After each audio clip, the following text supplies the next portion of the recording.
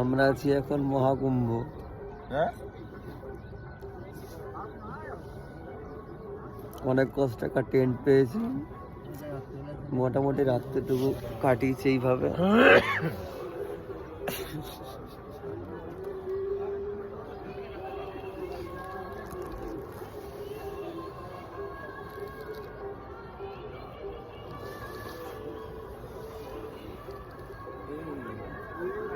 চলো তাহলে ওঠো, কোনো একটা বাজে। ভাদুড়িদা ওঠো,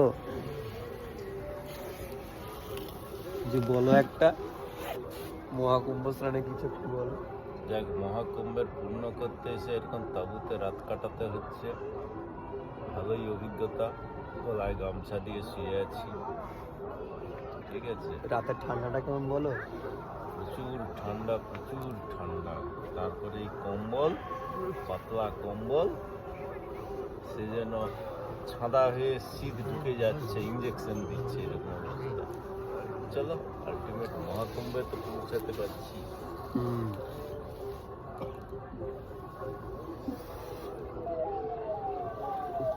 একটু ট্রেনটা একটু বাইরের থেকে সরাও, বাইরের অবস্থাটা দেখো।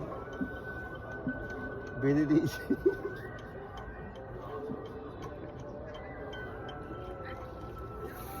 এই চলো, ওঠো ওঠো ভাদুড়িদা, দেখি অবস্থা।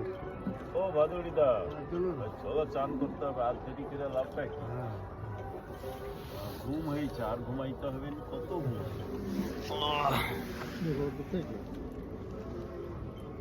সে বাচ্চারি